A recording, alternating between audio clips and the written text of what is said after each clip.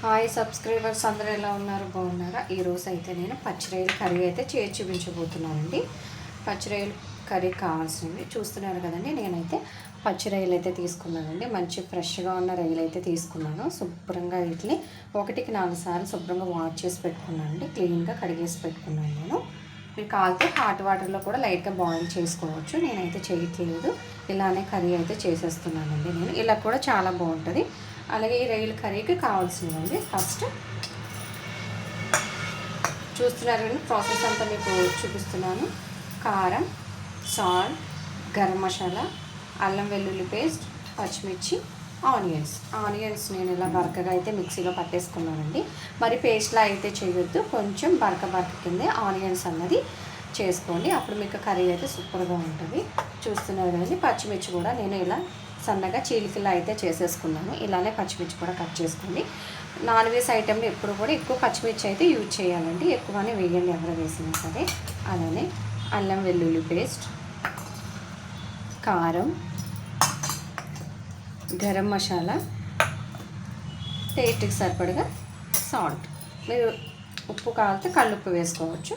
నేను ఇది కూడా యూజ్ చేస్తాను. మీకు చూపించడం కోసం సాల్ట్ చూపిస్తున్నాను. చూస్తున్నారు కదండి. రొయ్యల కర్రీకి కావాల్సినవన్నీ మీకు చూపించేస్తాను. ఇప్పుడు ఈ కర్రీ ఎలా చేయాలి అన్నది కూడా నేను వీడియోలో చూపిస్తాను. స్కిప్ చేయకుండా అయితే మన వీడియో చూడండి. అప్పుడే నేను చేసిన కర్రీ అయితే మీకు క్లియర్గా తెలుస్తుంది. ఇంకెందుకులే, మన ఛానల్ సబ్స్క్రైబ్ చేసి లైక్ చేయండి. అలాగే మిగతా ప్రాసెస్ నేను చూపిస్తున్నాను. చూస్తున్నారు కదండి. స్టవ్ మీద అయితే నేను ఒక కళాయి అయితే పెట్టేసుకున్నానండి.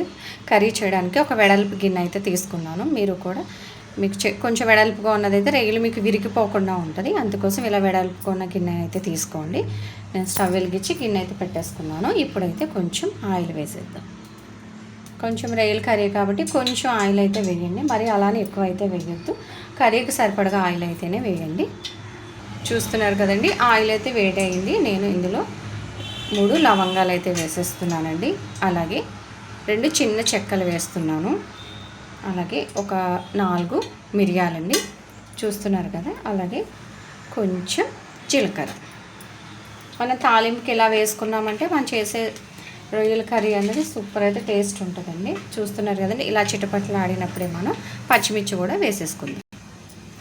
చూస్తున్నారు కదండి. ఇందులోనే నేను పచ్చిమిర్చి వేసేస్తున్నాను.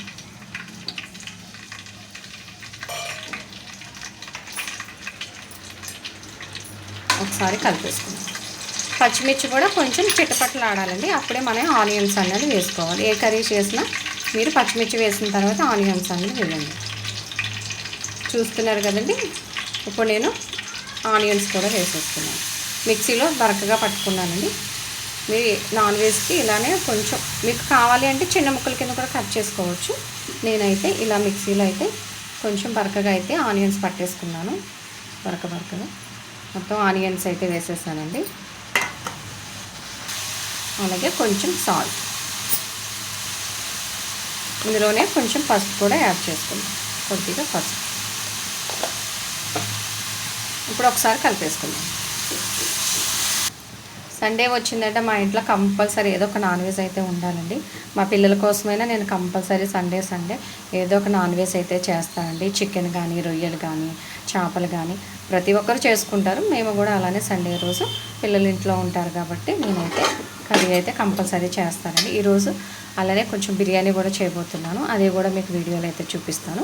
మన ఛానల్ స్కిప్ చేయకుండా చూడండి. నేను చేసిన ప్రాసెస్ అంతా మీకు క్లియర్గా తెలుస్తుంది. ప్రతి ఒక్కరు నాన్ వెజ్ ఐటెం అయితే ఇలానే చేసుకోండి. చాలా టేస్ట్ అయితే ఉంటుంది. చూస్తున్నారు కదండి. నేను మొత్తం అంతా ఒకసారి కలిపేసుకున్నాను. మధ్యలో కలుపుతాము. ఈ మంచి గోల్డ్ కలర్ అయితే రావాలండి ఈ ఆనియన్స్ అన్నవి. అప్పుడే మనం మిగతా ప్రాసెస్ అంతా చేసుకుందాం. స్కిప్ చేయకుండా అయితే చూడండి. చూస్తున్నారు కదండి. ఆనియన్స్ అయితే ఇలా మంచి గోల్డ్ కలర్లో అయితే రావాలండి.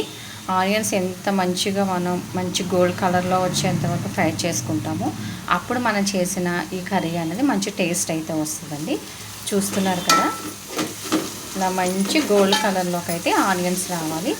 గ్యాస్ అన్నది ఐలో అన్నది అస్సలు పెట్టొద్దండి. మీరు మీడియంలోనే మంట అన్నది పెట్టుకుని గ్యాస్ మంట అప్పుడు మీ కర్రీ అయితే చేసుకోండి. తొందరగా కర్రీ అయిపోవాలని ఫాస్ట్గా చేసేద్దాము అనేసి అయితే మీరు నాన్ వెజ్ ఐటెం చేయొద్దండి. ఏ కర్రీ చేసినా ఏ వంట చేసినా సరే అండి మీరు గ్యాస్ స్టవ్ని మీడియంలోనే మంట పెట్టుకోండి. అప్పుడు మీరు చేసే కర్రీ అనేది సూపర్ టేస్ట్ అయితే వస్తుంది.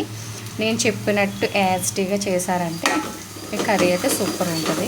చూస్తున్నారు కదండి, ఆనియన్స్ అన్నది మంచిగా అయితే ఫ్రై అయిపోయినాయి.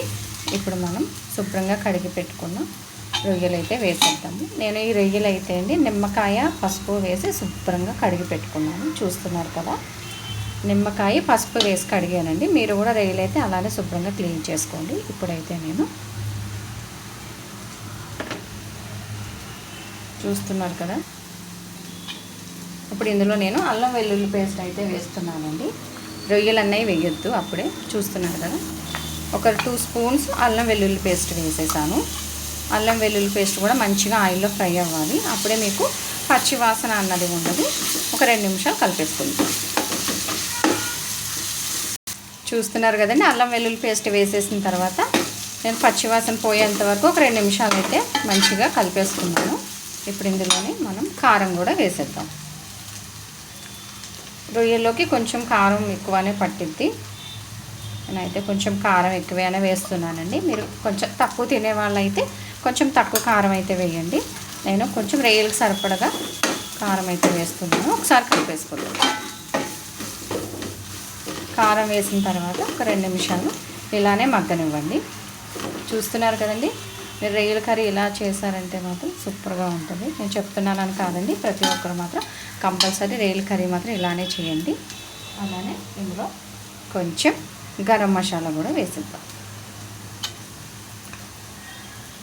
కొంతమంది రొయ్యలు వేసేసిన తర్వాత ఇవన్నీ వేస్తారు, ఉప్పు కారం మసాలా. నేనైతే అలా వేయనండి, ఇలానే చేస్తాను. రొయ్యల కర్రీ చేసినప్పుడు అయితే ఇలానే ట్రై చేయండి. ప్రతి ఒక్కరు కర్రీ అనేది సూపర్ టేస్ట్ అయితే ఉంటుంది. మసాలా వేసేసిన తర్వాత మళ్ళీ కలిపేసుకున్నాను. ఇప్పుడు ఇందులో రొయ్యలు వేసేద్దాం. శుభ్రంగా రెడీ పెట్టుకున్నాను, క్లీన్ చేసి పెట్టుకున్నానండి. నేనైతే బాయిల్ చేయలేదు, మీరు కావాలంటే బాయిల్ చేసుకోవచ్చు. వాటర్లో కొంచెం పసుపు అల్లం వెల్లుల్లి పేస్ట్ వేసుకుని కొంచెం ఒక 2 నిమిషాలు ఒక 10 నిమిషాలు బాయిల్ చేసుకోవచ్చు. నేనైతే బాయిల్ చేయకుండా శుభ్రం కడిగేసానండి. నిమ్మకాయ వేసాను కాబట్టి నీచు వాసన అయితే ఉండదండి. రొయ్య అన్నది మంచిగా టేస్ట్ అయితే బాగుంటుంది. ఒకసారి కలిపేసుకోండి. చూస్తున్నారు కదండి, నేను మసాలా కారం అన్నీ వేసేసిన తర్వాత రొయ్యలు అయితే వేసేసాను. రొయ్యలు వేసిన తర్వాత ఒక 10-15 నిమిషాలు అలా మీడియంలో చిన్న మంట మీదే కొంచెం ఎక్కువ టైం అయితే మగ్గనివ్వండి. రొయ్యలకి కారం మసాలా అన్నది మంచిగా పట్టిద్ది రొయ్యకి. అప్పుడు మసాలా కారం పట్టడం వల్ల మనం తినేటప్పుడు రొయ్య అన్నది మంచి టేస్ట్ అయితే వస్తుందండి. ఇలాగ కనీసం ఒక 10 నిమిషాలైనా రొయ్యలను ఇలానే వదిలేసి మధ్యలో కలుపుతూ ఉండండి. అప్పుడు మీకు కర్రీ అనేది సూపర్ అయితే ఉంటుంది. చూస్తున్నారు కదండి, రొయ్యలు అయితే ఎంత మంచిగా కుక్ అవుతున్నాయో. ఇలా మధ్యలో కలుపుకుంటా కొంచెం 10-15 నిమిషాలు ఇలానే ఫ్రై అవనివ్వండి. మనం వేసిన కారం మసాలా బాగా పట్టాలి కాబట్టి కొంచెం ఎక్కువసేపే మగ్గనివ్వండి. ఇలా రొయ్యలు వేసిన తర్వాత కొంచెం అడుగు పట్టకుండా మధ్యలో కలుపుతూ ఉండండి. చూస్తున్నారు కదండి, రొయ్యలకైతే మంచిగా కారం మసాలా అయితే మంచిగా పట్టేసింది. ఇప్పుడు ఇందులో కొంచెం వాటర్ పోసుకుందాం. ఎక్కువసేపు మగ్గనిచ్చాము కాబట్టి వాటర్ అయితే ఎక్కువ పట్టదండి, కొంచెం తక్కువ వాటర్ అయితే వేసుకోవచ్చు. నేను కొంచెం వాటర్ అయితేనే వేస్తున్నాను. కొంచెం రొయ్యలు లైట్గా ములిగేంత వరకు వాటర్ అయితే వేయండి. సరే కలిపేసుకుందాం.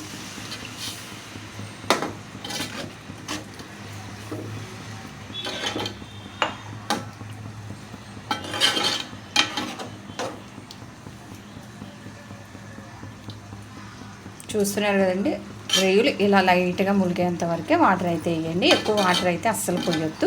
వాటర్ ఎక్కువ పోసారంటే మీకు రొయ్యలు అనేవి ఇరిగిపోతాయి, టేస్ట్ అనేది అంత మంచిగా ఉండదు. అలానే కొంచెం సాల్ట్ కూడా వేసుకుందాం. చూస్తున్నారు కదండి, నేనైతే ఉప్పు యాడ్ చేస్తున్నాను. మీకు సాల్ట్ కావాలంటే సాల్ట్ వేసుకోవచ్చు. నేను నాన్ వెజ్ ఐటమ్ చేస్తే మాత్రం ఖచ్చితంగా రాళ్ళు ఉప్పు అయితేనే వాడతానండి. మీకు సాల్ట్ కావాలి, సాల్ట్ అలవాటు అయితే సాల్ట్ కూడా వేసుకోవచ్చు. నేనైతే రాళ్ళు ఉప్పు యూజ్ చేస్తున్నాను. అలాగే ఇప్పుడు మన కారం మసాలా సరిపోయిందో లేదో ఒకసారి చూసేద్దాం. సూపర్ అండి, ఉప్పు కారం మసాలా అన్నీ కరెక్ట్గా సరిపోయినాయండి. నేను ఒక్కసారి అన్నీ కరెక్ట్గా వేసేస్తాను, మళ్ళీ వేసేలా అయితే వేను. నాకు కరెక్ట్గా తెలిసిపోతుంది ఎంత రొయ్యలకి ఎంత కారం ఎంత మసాలా పట్టిద్ది అన్నది. నేనైతే కరెక్ట్గా వేసేస్తానండి. కరెక్ట్గా అన్ని ఉప్పు కారం మసాలా అయితే సరిపోయినాయి. చూస్తున్నారు కదండి, మన ఈ రొయ్యల కర్రీ అనేది ఎంత మంచి టేస్ట్గా సూపర్ అయితే చాలా బాగుంటుందండి. ప్రతి ఒక్కరు రొయ్యల కర్రీ అనేది ఇలా మాత్రం ట్రై చేయండి, చాలా టేస్ట్ అయితే ఉంటుంది. ఇది ఒక 15 మినిట్స్ అనేది కుక్ అవ్వాలి. మనం మూత పెట్టేసుకుందాం. చూస్తున్నారు కదండి, రొయ్యల కర్రీ అయితే మంచిగా కుక్ అయిందండి. వాటర్ అంతా మొత్తం ఇంకిపోయింది. చూస్తున్నారు కదా, ఇలా ఆయిల్ పైకి లేస్తున్నప్పుడు మనకి గ్యాస్ స్టవ్ కట్టేసుకుంటే కర్రీ అన్నది మంచిగా కుక్ అయినట్టు. ఇప్పుడు ఇందులోనే కొంచెం కొత్తిమీర వేసేసుకుందాం.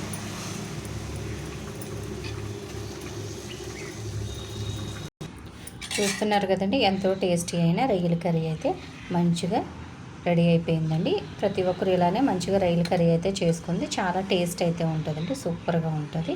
ఇంకెందుకు లేట్ మన ఛానల్ సబ్స్క్రైబ్ చేయండి, లైక్ చేయండి.